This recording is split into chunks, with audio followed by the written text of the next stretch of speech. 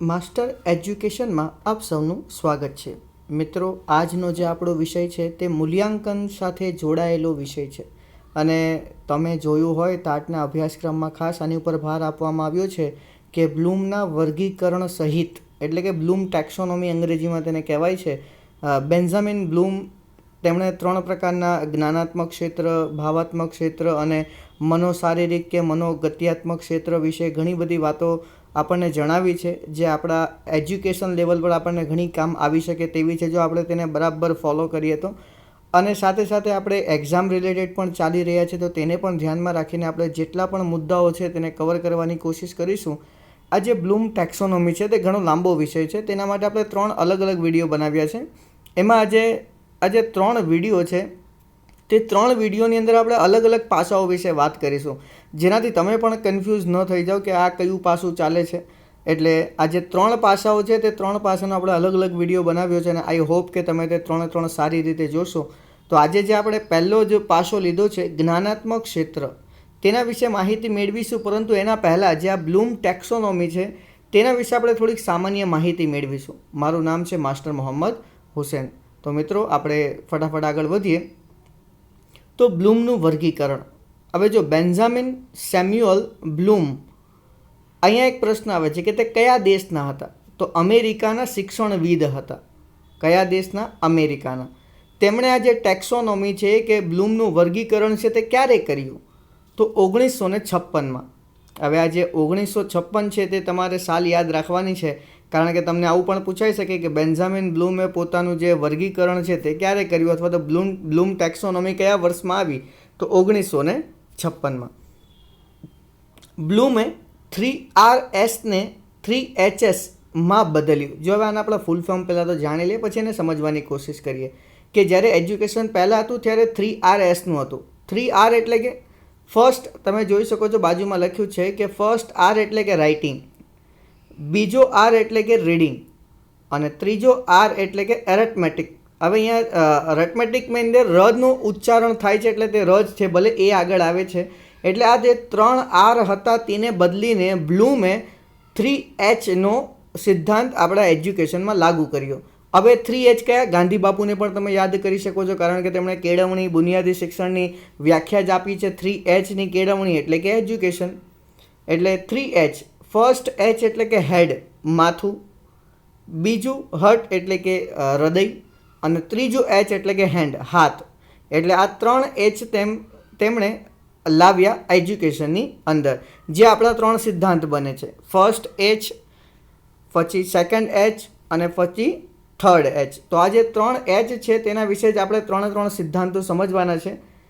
આગળ આપણે વધીએ તો શિક્ષણના હેતુ અને ઓળખવામાં અને વ્યાખ્યાયિત કરવામાં ખૂબ જ સહાયક માર્ગદર્શકના હેતુઓની ટેક્સોનોમીમાંથી મળે છે. આપણને જે શિક્ષણના હેતુઓ છે કે તેને વ્યાખ્યાયિત કરવામાં આ જે બ્લૂમની ટેક્સોનોમી છે તે ખૂબ જ માર્ગદર્શક રૂપ આપણને મળી છે. કેળવણીનું અંતિમ ધ્યેય બાળકના વ્યવહાર વર્તનમાં યોગ્ય પરિવર્તન લાવવાનું છે. આપણે કેળવણીના ધ્યેયો કે હેતુઓ વિશે એક આખો વિડીયો બનાવ્યો છે, તમે ત્યાં માહિતી મેળવી શકો છો કે કયા કયા પ્રકારના કેળવણીના હેતુ છે.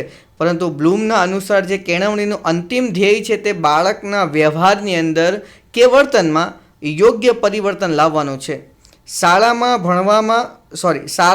ભણાવવામાં આવતા બાળકોના જ્ઞાનાત્મક, ભાવાત્મક અને ક્રિયાત્મક એટલે કે મનોશારીરિક પાસાનો વિકાસ કરે છે. એટલે સ્કૂલની અંદર જ્યારે બાળક ભણતું હોય, કોઈ પણ સબ્જેક્ટ હોય, તો એ સબ્જેક્ટ અનુસાર આ 3 પાસાઓનો વિકાસ થવો જોઈએ.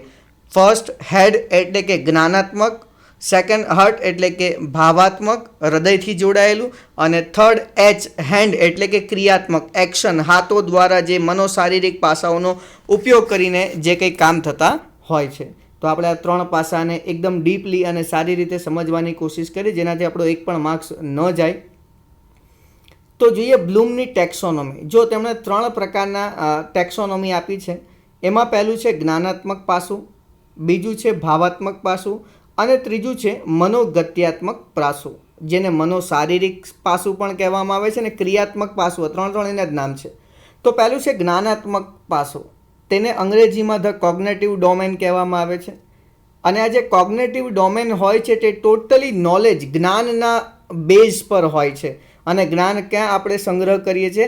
હેડ એટલે કે જે માથાની અંદર જે બુદ્ધિ છે તેની અંદર આપણે તેને સંગ્રહિત કરીએ છીએ. સેકન્ડ છે ભાવાત્મક, ધ અફેક્ટિવ ડોમેન. હવે આ જે અફેક્ટિવ ડોમેન છે ને તે ઇમોશન સાથે જોડાયેલું છે.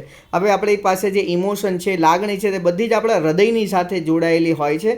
આપણે જે કંઈક પણ સંવેદનો કરીએ છીએ તે આપણા હર્ટ એટલે કે હૃદયની સાથે આપણે કરતા હોઈએ છીએ, એટલે કે ભાવાત્મક પાસું. ત્રીજું છે મનોગત્યાત્મક, ધ સાયકોમોટર ડોમેન. તો આ જે સાયકોમોટર ડોમેન છે તે ટોટલી એક્શન બેઝડ હોય છે, ક્રિયાઓ પર આધારિત હોય છે, એટલે આને ક્રિયાત્મક પાસું પણ કહેવામાં આવે છે. અને ક્રિયાત એટલે કે આપણે હેન્ડ એક અહીંયા લઈ શકીએ છીએ, તો હેડ, હર્ટ અને હેન્ડ આ ત્રણ તમારે યાદ રાખવાના, જ્ઞાનાત્મક, ભાવાત્મક અને મનોગત્યાત્મક. તો આ જે બ્લૂમની ટેક્સોનોમી છે તેની અંદર આ જે 3 પાસા છે તેમાં પણ અલગ અલગ વિભાગો પાડવામાં આવ્યા છે. તો તેમાં પહેલું છે કોગ્નેટિવ ડોમેન. તો કોગ્નેટિવ ડોમેનમાં તમે જોઈ શકો છો પિરામિડ છે, અને તે પિરામિડમાં 6 આપણે અલગ અલગ નામો અંગ્રેજી ભાષામાં લખ્યા છે. હવે આપણે નામ ઉપરથી નથી શરૂ કરવાના. આ 3 પાસામાં નામ ઉપરથી નહીં શરૂ થાય, નીચેથી શરૂ થાય. એટલે બ્લૂમનું કહેવું એવું છે કે આપણે નીચેથી ઉપર જવાનું છે, નીચેના ક્ષેત્રથી ઊંચેવાળા ક્ષેત્ર સુધી પહોંચવાનું હોય, તે બ્લૂમનું આવું કહેવું છે. તો એમાં પહેલું છે કોગ્નેટિવ એટલે કે જ્ઞાનાત્મક. તેમાં knowledge, comprehensive, application, analysis, synthetic અને એવોલ્યુશન. આના ગુજરાતી નામો પણ આપણે જેમ જેમ આગળ વધીશું ત્યારે જોઈશું. પછી આવે છે અફેક્ટિવ ડોમેન. તેની અંદર પહેલું આવે છે રિસીવિંગ, રિસ્પોન્ડિંગ, વેલ્યુઇંગ, ઓર્ગેનાઇઝેશન અને કેરેક્ટરાઇઝેશન બાય વેલ્યુ સેટ. અને છેલ્લું આવે છે સાયકોમોટર. તેની અંદર reflex movement, basic fundamental movement, perception, physical activities, skill movement અને નોન ડિસ્કર્સિવ કોમ્યુનિકેશન. એટલે ઘણીવાર છે ને આ જ પૂછાઈ જાય છે કે કોગ્નેટિવ ડોમેનમાં ત્રીજું પાસું કયું? તો એપ્લિકેશન. આપણે ઉપરથી નથી ગણવાનું, મેં પહેલાં પણ કહ્યું છે, નીચેથી જ ગણવાનું છે. એપ્લિકેશન એટલે કે ઉપયોગ સમાયોજન જેને આપણે કહીએ છીએ. અફેક્ટિવ ડોમેનની અંદર ભાઈ પહેલું પાસું કયું? રિસીવિંગ કરવું. તમે જે કંઈક પણ ગ્રહણ કરો છો, મેળવો છો, તેને આપણે રિસીવિંગ કરવું કહીએ છીએ. એટલે તમારે આ જે 3 પાસાઓ છે તે યાદ રાખી લેવા પડશે. કોગ્નેટિવમાં 6 પાસા છે, અફેક્ટિવમાં 5 છે અને સાયકોમોટરમાં ફરીથી 6 છે. તો આ બધાની જ ડિટેલ આપણે સારી રીતે આજે મેળવીશું. એમાં પહેલું આવે છે બ્લૂમ ટેક્સોનોમી અથવા તો બ્લૂમનું વર્ગીકરણ. એમાં પહેલું પાસું છે જ્ઞાનાત્મક એટલે કે કોગ્નેટિવ ડોમેન, જે હેડ સાથે, માથા સાથે જોડાયેલું છે. અને તે શેના બેઝ પર હોય છે? નોલેજ બેઝ પર હોય છે. તો તેના વિશે માહિતી મેળવીએ. તો જ્ઞાનાત્મક ક્ષેત્રના વિકાસ માટે સામાન્ય રીતે આપણે અભ્યાસક્રમ આધારિત પાઠ્યપુસ્તકોના સંદર્ભમાં જે પ્રયાસો કરીએ છીએ તેનો સમાવેશ થાય છે. એટલે કે અભ્યાસક્રમ આપણે જ્ઞાનાત્મક હેતુઓને ધ્યાનમાં રાખીને, કોગ્નેટિવ ડોમેનને ધ્યાનમાં રાખીને, નોલેજ બેઝ જે એજ્યુકેશન હોય તેને ધ્યાનમાં રાખીને કરવાનું હોય છે, પાઠ્યપુસ્તકોને બનાવવાનું હોય છે. આ ક્ષેત્રના હેતુઓમાં વિદ્યાર્થીઓએ મેળવેલ જ્ઞાનની વિગતોને યાદ કરે છે અથવા ઓળખે છે અને અમુક બૌદ્ધિક શક્તિઓનો તથા કૌશલ્યોનો વિકસાવે તેનો સમાવેશ થાય છે. આપણે જોઈશું જેમ જેમ આગળ વધીશું આના પણ અલગ અલગ પાસાઓ છે જે આપણે આગળ જોયા 6. તો તે 6 પાસાઓમાં જ પહેલું જ્ઞાન મેળવવું, પછી તેને ઉપયોગ કરવો, આવા અલગ અલગ પાસાઓ છે તે આપણે એક એક કરીને સમજીશું. અગાઉ શીખેલી વસ્તુઓને યાદ રાખવું એટલે કે જ્ઞાન. તમે જે કંઈ પણ આગળ શીખી ચૂક્યા છો અને તમે તેને યાદ કર્યું છે અને જરૂરત આવવાના સમયે તેને તમે ઉપયોગ કર્યો છે તેને જ જ્ઞાન કહેવામાં આવે છે. નવી માહિતી, હકીકત, પ્રક્રિયાઓ, સિદ્ધાંતો વિશેની જાણકારી પ્રાપ્ત કરવી તે વ્યક્તિગત જ્ઞાનાત્મક પાસા સાથે સંબંધ ધરાવે છે. શિક્ષણમાં જ્ઞાનલક્ષી ઉદ્દેશ્ય આ બાબત પર ભાર આપે છે. દરેક વિષયના શિક્ષણમાં જ્ઞાનાત્મક પાસો હોય છે અને વિદ્યાર્થીના વ્યક્તિત્વને તે મહત્ત્વનો પાસો બનાવે છે. જો દરેક વિષય, જ્યારે પણ કોઈ વિષય તૈયાર થાય છે તો તેની અંદર આ 3 પાસાઓ ઉમેરવામાં આવે જ છે. જ્ઞાનાત્મક, ભાવાત્મક અને મનોશારીરિક અથવા તો મનોગત્યાત્મક અથવા તો ક્રિયાત્મક.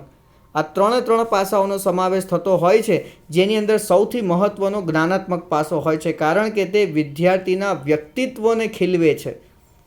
આપણી આધુનિક કેળવણીમાં આ પાસું મહત્ત્વનું ગણાય છે. હવે જ્ઞાનાત્મક જે ક્ષેત્ર છે તેનું વિશ્લેષણ બ્લૂમે નીચે પ્રમાણે કર્યું છે, પરંતુ પહેલાં આપણે જે આકૃતિ દેખાય છે તેને સમજી લઈએ.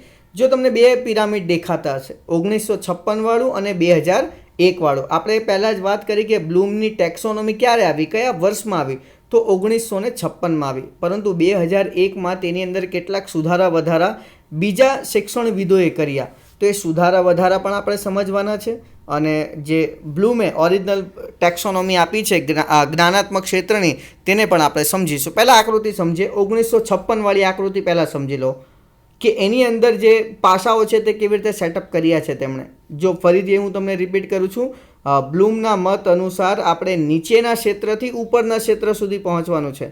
તો પહેલું આવશે નોલેજ, બીજું આવશે કોમ્પ્રેહેન્શન, ત્રીજું આવે છે એપ્લિકેશન, ચોથું આવે છે એનાલિસિસ, પાંચમું આવે છે સિન્થેસિસ અને છઠ્ઠું આવે છે એવોલ્યુશન, મૂલ્યાંકન. આ 1956ના બ્લૂમના ટેક્સોનોમી અનુસાર છે.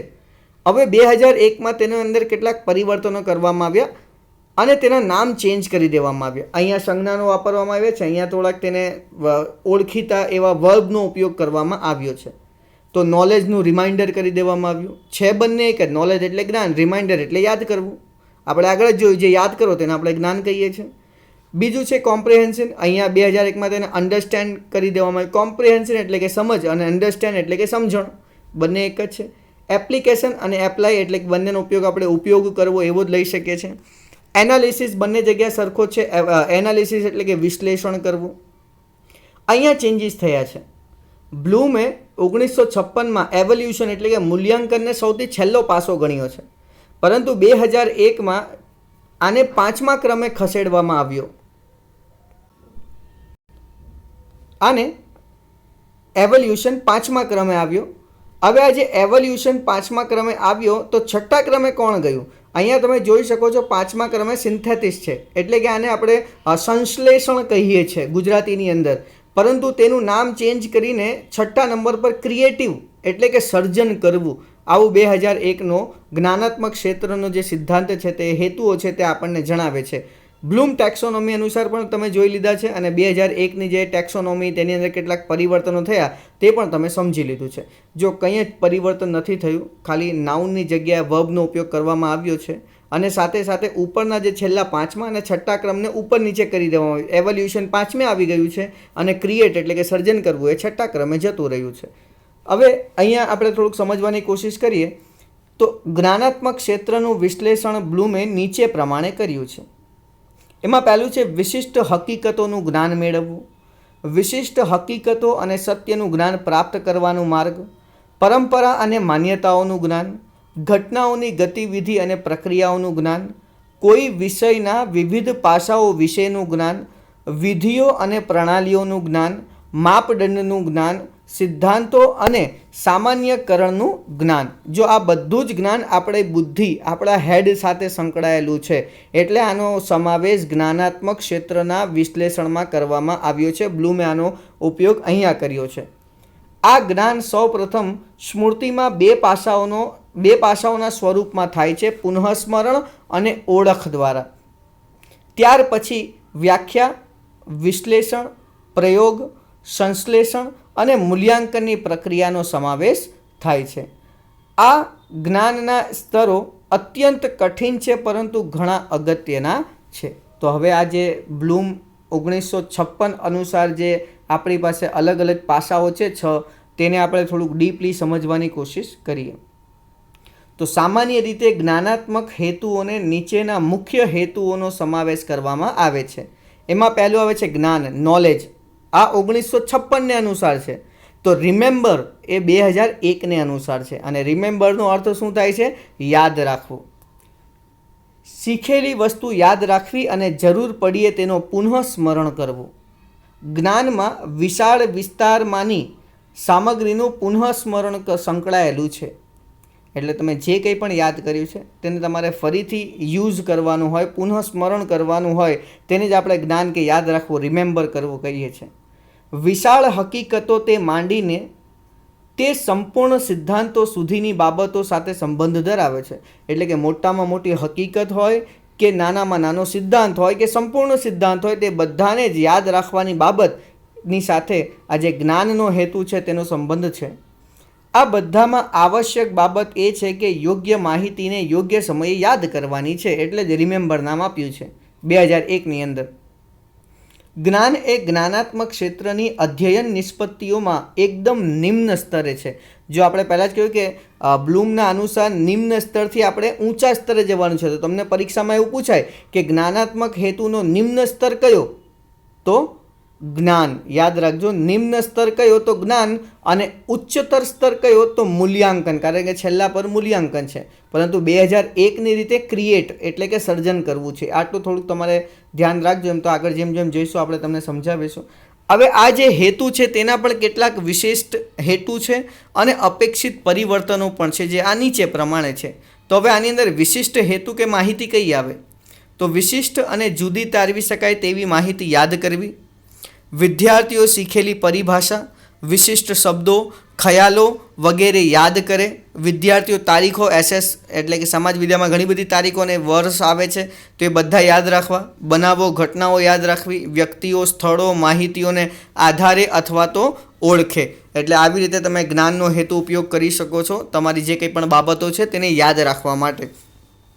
હવે વિશિષ્ટ માહિતી અંગેની કેટલીક વિધિઓ પણ છે કે આના માટે આપણે શું કરી શકીએ છીએ, તો વિચારો અને બનાવોને યોગ્ય રીતે ગોઠવવા, તેમનો અભ્યાસ કરવો, નિર્ણય કરવા અને તેની ટીકા કરવી. આવી રીતે તમે વધારે સારી રીતે જ્ઞાનના હેતુનો ઉપયોગ કરી શકો છો. વિદ્યાર્થીઓ વિચારો અને બનાવોની યોગ્ય સ્વરૂપમાં રજૂઆત કરે. વિદ્યાર્થી અમુક વિષયના ઉપયોગમાં લેવાતી પદ્ધતિ જાણે. એટલે કે આ એના વિશિષ્ટ હેતુઓ અંગેની બાબત છે. આગળ આવે છે અમુક ક્ષેત્રની સર્વસામાન્ય બાબતો અને તેના નિયમો. હવે અહીંયા કેટલાક ઉદાહરણો આપણે લઈશું કે વિદ્યાર્થી આ જે જ્ઞાનનો હેતુ છે તેની અંદર કઈ કઈ બાબતોના ઉદાહરણ આવી શકે છે. તો વિદ્યાર્થી અમુક નિયમને ઓળખે. ધારો કે તમે બીએડ પૂરું કરી લીધું છે, બીએડમાં આપણે થોર્નડાઇકનો નિયમ શીખી ગયા છે, પરંતુ હવે આપણે એને ફરીથી યાદ કરીએ છીએ કારણ કે પરીક્ષા આવે છે, એટલે આપણે આપણા જ્ઞાનનો ઉપયોગ કર્યો છે, જ્ઞાનના હેતુનો ઉપયોગ કર્યો છે. તો વિદ્યાર્થી અમુક નિયમોને ઓળખે, દાખલા તરીકે થોર્નડાઇકનો નિયમ. વિદ્યાર્થી અમુક સિદ્ધાંતોને ઓળખે, દાખલા તરીકે અભિસંધાન, પાવલોનો સિદ્ધાંતવાળો જે છે તે અભિસંધાન દ્વારા શિક્ષણ. તો ઉપરના વિશિષ્ટ હેતુઓને ધ્યાનમાં રાખીને કરેલા શિક્ષણનો ઉદ્દેશ્ય જ્ઞાન છે. એટલે આ જ એનો વિશિષ્ટ ઉદ્દેશ્ય છે. હવે આના સામાન્ય ઉદ્દેશ્યો કયા કયા, તો સામાન્ય પરિભાષાઓ જાણે અને તેને યાદ રાખે, સિદ્ધાંતો જાણે, પદ્ધતિઓની પ્રયુક્તિઓ જાણે, પાયાની સંકલ્પના જાણે, નિયમો જાણે અને વિશિષ્ટ હકીકતો જાણે. હવે કેટલાક અપેક્ષિત પરિવર્તનો પણ આવે છે, તો એ પરિવર્તનના ઉદાહરણ કયા, તો વિદ્યાર્થી થોર્નડાઇકના પ્રયોગની માહિતી આપી શકે. જો પ્રયોગ તો શીખી લીધો, જ્ઞાન તો મેળવી લીધું, પરંતુ એના પછી પરિવર્તન શું આવ્યું અપેક્ષિત, તો બાળકને જ્યારે પણ પૂછવામાં આવે ત્યારે તે થોર્નડાઇકના પ્રયોગની માહિતી આપી શકે છે. આ એનું અપેક્ષિત પરિવર્તન છે જ્ઞાનના હેતુનું. પછી છે વિદ્યાર્થીઓ અભિસંધાન દ્વારા શિક્ષણનું વર્ણન કરી શકે છે. તો આ હતો પહેલો પાસો જ્ઞાનનો. બીજું આવે છે સમજ, કોમ્પ્રિહેન્સિવ અથવા તો અન્ડરસ્ટેન્ડ. અન્ડરસ્ટેન્ડ 2001ના અનુસાર અને કોમ્પ્રિહેન્સિવ 1956ના અનુસાર. તો હવે સમજ એટલે શું, તો શીખેલી વસ્તુનો ઊંડો અર્થ સમજવો. તમે જે કંઈ પણ શીખ્યા હોય તેને ડીપલી, વિસ્તારપૂર્વક વિસ્તૃતીકરણ કરીને તમે જે એનો અર્થ સમજો છો તેને સમજ કહેવાય છે. વિષય વસ્તુની માહિતીની ચોક્કસ સીમાની બહાર જઈને તે માહિતીને સમજવી. તમારી જે કંઈ પણ વિષય વસ્તુ છે તેની ચોક્કસ સીમાઓ હોય, તે સીમાઓની બહાર જઈને સંદર્ભ પુસ્તકોનો ઉપયોગ કરીને પણ તેની માહિતીને તમે સમજવી જોઈએ. સમજનો હેતુ જ્ઞાનની ઉચ્ચ કક્ષાનો છે. જો યાદ રાખજો, જ્ઞાનની ઉચ્ચ કક્ષાનો હેતુ કયો, તો જ્ઞાનની ઉચ્ચ કક્ષાનો હેતુ એ સમજ છે, કારણ કે જ્ઞાન પછી શું આવે છે, ઉપર સમજ આવે છે. વિદ્યાર્થી પાઠ્યપુસ્તકનું જ્ઞાન પ્રાપ્ત કર્યા બાદ તેની સમજ મેળવી શકે છે. સમજનો અર્થ થાય છે સામગ્રીઓનો અર્થને સમજવાની શક્તિ. આ હેતુઓના વિશિષ્ટ હેતુઓને અપેક્ષિત વર્તન પરિવર્તનના હેતુઓ નીચે પ્રમાણે છે.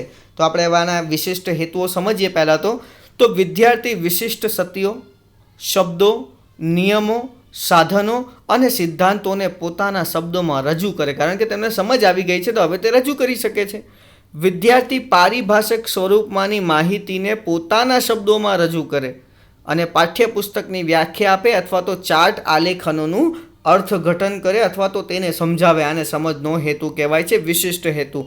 તો હવે આ બધાથી વિદ્યાર્થીમાં અપેક્ષિત પરિવર્તન શું આવશે? તો અપેક્ષિત પરિવર્તનનો હેતુ તો વિદ્યાર્થીઓ તફાવત દર્શાવી શકે છે. કોઈ બે બાબત હોય વિજ્ઞાનની અંદર, તો તે બે બાબતનો કે ભાઈ ઘન અને પ્રવાહી આ બંનેનો તફાવત જણાવો તો વિદ્યાર્થી તે તફાવત દર્શાવી શકે છે. વિદ્યાર્થી સ્પષ્ટીકરણ કરી શકે છે કે ભાઈ ગ્રામર છે ગુજરાતીનું, વ્યાકરણ, અલંકાર છે ને અલંકારમાં વ્યાસ સ્તુતિ અલંકાર છે, તો વિદ્યાર્થીને એવું પૂછવામાં આવે એને સમજ આવી ગઈ હોય તો તે તેનું સ્પષ્ટીકરણ પણ કરી શકે છે. વિદ્યાર્થી ઉદાહરણ આપી શકે છે. આપણે ફરીથી વ્યાકરણ પણ જઈએ તો એને પૂછવામાં આવે કે ભાઈ વર્ણાનુપ્રાસનો આપણે એક એક્ઝામ્પલ શિક્ષક આપે છે કે ભાઈ કામિના કોકિલી કેલી કુંજન કરે છે. તો અહીંયા આપણે જોયું ક ક ક ક ક વર્ણાનુપ્રાસ, તો વિદ્યાર્થીને તમે કહો કે ભાઈ બીજો એક ઉદાહરણ આપ, તો વિદ્યાર્થી પણ આપશે કે ખડક સિંહ કે ખડકને સે ખડકતી હે ખિડકિયાँ, ખિડકીઓ કે ખડકને સે ખડકતા હે ખડક સિંહ. એટલે આવી રીતે વિદ્યાર્થી ઉદાહરણ પણ આપી શકે છે જો સમજ કેળવી લે તો. વિદ્યાર્થી આગાહી પણ કરી શકે છે. તો આ હતો બીજું, સમજ. હવે આવે છે ત્રીજો, ઉપયોગ. તેને 1956ના અનુસાર એપ્લાય કહેવામાં આવ્યું છે અને 2001ના અનુસાર એપ્લિકેશન કહેવામાં આવ્યું છે. તો શીખેલી બાબતોનો નવી અને વાસ્તવિક પરિસ્થિતિમાં ઉપયોગ કરવો. તમે જે કંઈ પણ શીખ્યા હોય તેને નવી પરિસ્થિતિ કે નવી બાબતોમાં ઉપયોગ કરો તેને જ આપણે એપ્લાય કહીએ છીએ અથવા તો એપ્લિકેશન કહીએ છીએ. સમજની કક્ષા કરતાં ઉપયોગની કક્ષા ઊંચી છે. જો હવે આપણે આના પહેલાં જોયું કે જ્ઞાનની ઊંચી કક્ષા કઈ તો સમજ, તો સમજની ઊંચી કક્ષા કઈ તો ઉપયોગ. આપણે પેલું જે પિરામિડ છે ને તેને જ ફોલો કરવાનું છે. સમજમાં શીખેલી બાબતોનું ઊંડું જ્ઞાન જોવા મળે છે, જ્યારે ઉપયોગમાં મળેલ જ્ઞાનને તદ્દન ભિન્ન પરિસ્થિતિમાં ઉપયોગ કરવાનો અર્થ રહેલો છે. હવે આના પણ કેટલાક વિશિષ્ટ હેતુઓ અને અપેક્ષિત વર્તન પરિવર્તન છે. તો આપણે વિશિષ્ટ હેતુ પહેલાં સમજી લઈએ. તો વિદ્યાર્થી શીખેલી હકીકતો, નિયમો, સિદ્ધાંતોને નવી પરિસ્થિતિમાં ઉપયોગ કરે. આ એનો વિશિષ્ટ હેતુ છે. બીજો વિશિષ્ટ હેતુ એવો છે કે નિયમો, સિદ્ધાંતો, સાધનોનો ઉપયોગ કરે અથવા તેમાં રહેલી ભૂલ કે ખામીઓનું નિદાન કરે. આ એનો વિશિષ્ટ હેતુ છે. તો એનો અપેક્ષિત પરિવર્તન શું આવશે? આ બધું શીખી લીધા પછી, તેનો ઉપયોગ કરી લીધા પછી તો વિદ્યાર્થીઓ નિદર્શન કરી શકે છે. આ નિદર્શન એક પદ્ધતિ આવે છે, તો વિદ્યાર્થી નિદર્શન કરી શકે છે. વિદ્યાર્થી પોતે સમસ્યા ઉકેલી શકે છે કારણ કે તેની પાસે કોઈ પોતાનું જે જ્ઞાન છે તેને ઉપયોગ કરવાની ટેકનિક શીખી ચૂક્યો છે. તે વિદ્યાર્થીઓ કુશળ વ્યવહાર પણ કરી શકે છે. હવે ચોથું આવે છે પૃથક્કરણ, એટલે કે તેને વિશ્લેષણ કહેવાય. અને તે બંનેમાં સરખું જ છે, એનાલાઇઝ અથવા તો એનાલાઇઝેશન. એટલે પૃથક્કરણ કરવું અથવા તો વિશ્લેષણ કરવું. તો કોઈ પણ વિગત એટલે કે માહિતી નાના નાના ઘટકોથી સંકલિત થઈને તૈયાર થયેલ હોય છે. આ ઘટકોને ઓળખવા તે પૃથક્કરણ કહેવાય. એટલે નાના નાના ઘટકો હોય તે ઘટકોને સંકલિત કરીને તૈયાર કરવામાં આવે અને પછી તે જે નાના નાના ઘટકો હોય તેને ઓળખી, તેને સમજી, તેની ઉપર પ્રયોગ કરવાનો જે ક્રિયા હોય તેને જ આપણે પૃથક્કરણ કહીએ છીએ. કોઈ પણ વિચાર, સિદ્ધાંત, પ્રક્રિયા, શોધને નાના નાના વિભાગોમાં વહેંચી વિવિધ વિભાગો વચ્ચે સંબંધ શોધી કાઢવો તેને પૃથક્કરણ કહેવાય. અત્યારે મેં તમને સમજાવ્યું તેવું જ આપણે અહીંયા શીખ્યું છે. આ પૃથક્કરણ માહિતીના ઘટકોને શોધી તે ઘટકો વચ્ચેનો સંબંધ દર્શાવી માહિતીનું માળખું સ્પષ્ટ કરવા માટે હોય છે. હવે આ 3 રીતે થાય છે. તો એમાં પહેલું છે તત્વોનું પૃથક્કરણ. તો વિદ્યાર્થી વિષય વસ્તુના તત્વોનું પૃથક્કરણ કરી શકે છે. આપેલા ફકરામાંથી જુદા જુદા વિચારોને છૂટા પાડી શકે છે. એક સરસ મજાનો પાઠ છે પુસ્તક જાદુઈ દીવો. તમે ઘણીવાર તે પેરેગ્રાફ વાંચ્યો હશે, સંક્ષેપીકરણમાં આવે છે. જેટલા લોકો તે પેરેગ્રાફ વાંચે હોઈ શકે તેમની અંદર અલગ અલગ પ્રકારના વિચારો આવે. એટલે આને જ આપણે પૃથક્કરણ કરવું પણ કહી શકીએ છીએ. બીજું છે સંબંધોનું પૃથક્કરણ. વિદ્યાર્થી વિવિધ તત્વોના સંબંધોનું પૃથક્કરણ કરે, આપેલા તર્કમાંથી ખોટી બાબતો શોધે. અને ત્રીજું છે વ્યવસ્થાના નિયમોનું પૃથક્કરણ. તો વ્યવસ્થાના નિયમોનું પૃથક્કરણ કરે. વિદ્યાર્થી આપેલ આલેખમાં હકીકતો શી રીતે દર્શાવી છે તે શોધી કાઢે અને તેના સ્વરૂપને ફેરવીને સમજ દર્શાવી શકે. હવે આના પણ કેટલાક વિશિષ્ટ હેતુઓ અને અપેક્ષિત પરિવર્તનો છે, તો તે આપણે જોઈ લઈએ. તો વિશિષ્ટ હેતુઓ: વિદ્યાર્થીઓ સંકલ્પનાઓ ઓળખે. જે કંઈ પણ તમે શીખવાડો છે તેની જે સંકલ્પનાઓ છે તેને ઓળખવાનું શરૂ કરે. વિદ્યાર્થીઓ બે બાબતો વચ્ચેનો તફાવત ઓળખે. જે બે તત્વો છે અલગ અલગ, તે બંને તત્વોને ઓળખવાનું, તેનો તફાવત કરવાનું તે શીખી લે. વિદ્યાર્થી કારણમાંના ખોટા તર્કને ઓળખે. જો કારણ તમે આપ્યું હોય અને તેમાં કોઈ ખોટો તર્ક હોય તો તેનું વિશ્લેષણ કરી એનાલાઇઝેશન કરી કે ના આ ખોટું છે, એટલે તે આવી રીતે ખોટો તર્ક કરતાં પણ ઓળખે. હવે આનાથી પરિવર્તન શું આવશે વિદ્યાર્થીની અંદર? તો વિદ્યાર્થીઓ બે બાબતો વચ્ચેનો સંબંધ શોધી શકે છે અને આપેલા તર્કમાંથી ખોટી બાબત શોધીને પોતાનો જે તર્ક હોય તેને પ્રસ્તુત કરી શકે છે. હવે પાંચમું આવે છે સંયોજન, સંશ્લેષણ જેને આપણે કહીએ છીએ, સિન્થેસિસ. અને 2001ની અંદર તેને ક્રિએટ એટલે કે સર્જન કરવું કહેવાયું છે. બટ હવે અહીંયા તમારી એક બાબત તરફ હું ધ્યાન દોરું છું કે 1956ની જે બ્લૂમ ટેક્સોનોમી છે જેમાં 5મા નંબર પર સંયોજન કે સંશ્લેષણ છે, સિન્થેસિસ જેને આપણે કહીએ છીએ, પરંતુ 2001ની અંદર આ 5મા નંબરે નથી, આ 6ઠ્ઠા નંબરે છે. એટલે 6ઠ્ઠા નંબરનું ઘટક છે આ ક્રિએટ એટલે કે સર્જન કરવું. તો આપેલી હકીકત સામગ્રી એકઠી કરી તેને વ્યવસ્થિત કરીને ઉપજાવવો તેને સંયોજન કહે છે. આને સર્જનાત્મક હેતુ પણ કહે છે. ઘટકોને ભેગા કરીને સંયોજન કરવું, ક્રિએટ કરવું, સંશ્લેષણ કરવું. હવે આ જે સંયોજન છે કે સર્જન કરવું છે તેના આપણે કેટલાક વિશિષ્ટ હેતુઓ જોઈએ. તો આગવી આકૃતિ તૈયાર કરવી. તો વિદ્યાર્થીએ આપેલા મુદ્દા પરથી વાર્તા કે નિબંધો તૈયાર કરે તેને સંયોજનનો જ હેતુ કહેવાય છે. કારણ કે તેમાં કેવા હોય કે મુદ્દાઓ આપેલા હોય ટુકડા ટુકડામાં, તે બધાને તે ભેગા કરીને વાર્તા કે નિબંધ બનાવે છે. એટલે તેને જ આપણે સર્જન કરવું, ક્રિએટ કરવું કહીએ છીએ, અથવા તો સંશ્લેષણ, જોડવું જેને આપણે કહીએ છીએ. સામગ્રી પરથી વાર્તાલાપ કરે, આગવી આકૃતિ તૈયાર કરે, સાધનો પરથી પ્રયોગ કરવાની પદ્ધતિ તૈયાર કરે. બીજું છે યોજના તૈયાર કરવી. તો તત્વોના સંયોજનથી નવી યોજના તૈયાર કરવી, સમસ્યા ઉકેલ માટે વ્યવસ્થિત યોજના બનાવે. આ એના વિશિષ્ટ હેતુઓમાં આવે છે. ત્રીજું છે અમૂર્ત સંબંધો પ્રતિપાદિત કરવા માટે. તો હકીકતો ઉપરથી કલ્પના બાંધે અને નવા સંયોગો પ્રમાણે તેમાં ફેરફાર કરે, અનુભવો અને એકત્રિત કરીને અમુક વ્યવસ્થિત ખ્યાલો બાંધે.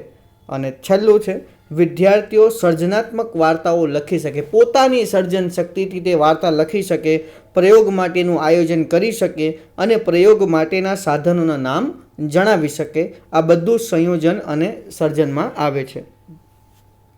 હવે છેલ્લું આવે છે મૂલ્યાંકન, એવલ્યુશન. જો આના પહેલાં મેં તમને એક હિન્ટ આપી હતી કે 2001ની અંદર આ જે એવલ્યુશન છે તે 5મા ક્રમે આવે છે, પરંતુ ઓરિજિનલ બ્લૂમ ટેક્સોનોમી અનુસાર 1956 અનુસાર મૂલ્યાંકન જે છે તે 6ઠ્ઠા ક્રમે આવે છે. એટલે આ બાબતમાં કન્ફ્યુઝ થતા નહીં. આ જ્ઞાનાત્મક ક્ષેત્રનો ઉચ્ચ કક્ષાનો હેતુ છે. જો તમને પરીક્ષામાં પૂછાય કે જ્ઞાનાત્મક ક્ષેત્રનો ઉચ્ચ કક્ષાનો હેતુ કયો, તો મૂલ્યાંકન. પરંતુ ત્યાં તમને કંઈ આપ્યું જ ન હોય, ખાલી બ્લૂમ ટેક્સોનોમી અનુસાર પૂછ્યું હોય તો મૂલ્યાંકન, પણ 2001 અનુસાર પૂછ્યું હોય તો પછી સર્જન કરવું, ક્રિએટ કરવું આવે, એ ધ્યાન રાખજો. આમાં પાઠ્યપુસ્તકના સિદ્ધાંતો, હકીકતો, નિયમો વગેરેના સંબંધમાં આલોચનાત્મક દૃષ્ટિકોણ અપનાવી અમુક નિર્ણયો તારવી મૂલવણી કરવામાં આવે છે. હવે મૂલ્યાંકન બે બાબતોમાં થતો હોય છે, આંતરિક બાબતો પર અને બાહ્ય બાબતો પર. તો આંતરિક બાબતો કઈ કઈ? તો આંતરિક બાબતો પરથી સંગીત, લેખન, કલા વગેરેનું મૂલ્યાંકન થાય છે. જેથી અંદર જે કળાઓ છે તે કળાઓનું મૂલ્યાંકન કરવામાં આવે છે. વૃદ્ધિ અને વિકાસ વચ્ચેનો સંબંધ નક્કી કરી મૂલ્યાંકન થાય છે. અને બીજું છે બાહ્ય બાબતો પરથી મૂલ્યાંકન. તો વિદ્યાર્થીઓ ગદ્ય કે કાવ્યના સિદ્ધાંતોનો ઉપયોગ કરીને આપેલી કૃતિનો ગુણદોષોનું મૂલ્યાંકન કરે. તો હવે આના વિશિષ્ટ હેતુઓ કયા?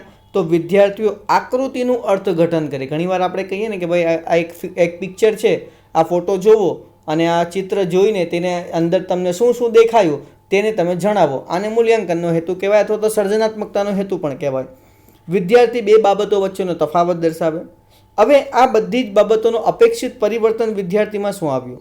તો વિદ્યાર્થીઓ કોઠા પરથી માહિતી આપી શકે અને વિદ્યાર્થીઓ પ્રયોગ માટેના સાધનોના નામ બતાવી શકે. તો મિત્રો, આ હતો બ્લૂમ ટેક્સોનોમી અનુસાર જ્ઞાનાત્મક ક્ષેત્રનો જે વિકાસ થાય છે તેના અલગ અલગ પાસાઓ આપણે જોયા. બ્લૂમ ટેક્સોનોમી અનુસાર કોગ્નિટિવ ડોમેન. હવે આના પછીના વિડીયોમાં આપણે જે ભાવાત્મક વિકાસના ક્ષેત્રો છે બ્લૂમ ટેક્સોનોમી અનુસાર તેની પણ આટલી જ સરસ રીતે અને આટલી જ સારી રીતે આપણે માહિતી મેળવીશું. ત્યાં સુધી આપણે આરામ કરીએ છીએ. આભાર.